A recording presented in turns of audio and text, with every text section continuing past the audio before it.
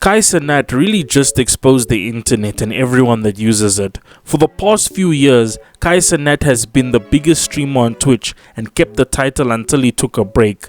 He started something really big called Streamer University, which from the info I could find was something really big and very popular.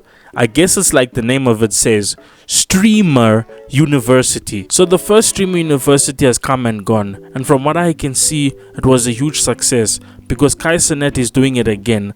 I don't really remember how he found streamers for the first one, but the second time around, he made history with how many people applied to Streamer University. From what I can find, it says that over 1 million people applied to Streamer University the first time, and only 120 people got in.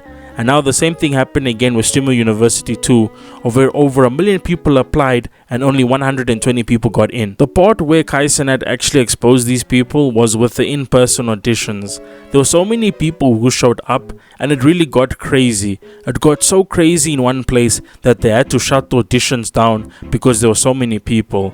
I heard stories of where people drove for hours to audition and how some people even quit their full-time jobs just to make it to the auditions.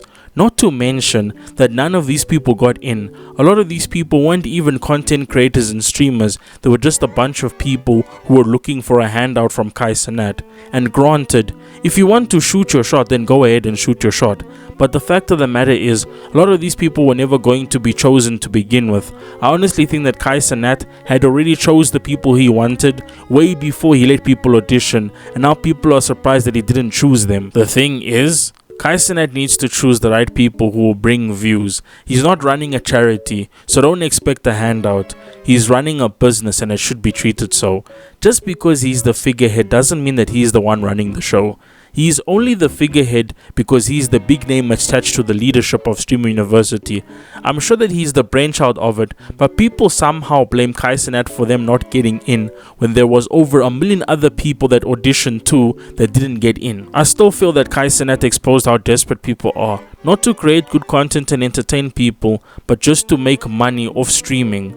When Cenat started, there was no Streamer University for him, so he had to build everything by himself, and a lot of these people just want to take advantage of that, which in my opinion is really shady. The only reason Cenat didn't choose so many people is because there's not a lot of big streamers out there.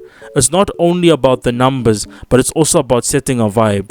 You need people who are able to work with others and can create a good environment for the other streamers so that everyone feels comfortable. Nobody would watch Streamer University if there was nobody notable in there. So that there is one big reason. You need other big streamers so that they can bring their big audience. I find it funny that for so long people made fun of content creators, influencers and streamers. But as soon as they started living in mansions and driving exotic cars, then all of a sudden everyone wanted to become content creators, influencers and streamers. And Cenat exposed that. He showed that people only want to do this for the money. And the sad part is that if everyone who started out on social media thought this way, then they would have never gotten anywhere. There is an art to social media. It's not always about algorithms, it's about what you make and how entertaining you are. The money only comes very later on, and too many people rush to get started on social media only to never make a cent from it, because it was never about creating good content, it was always about the money.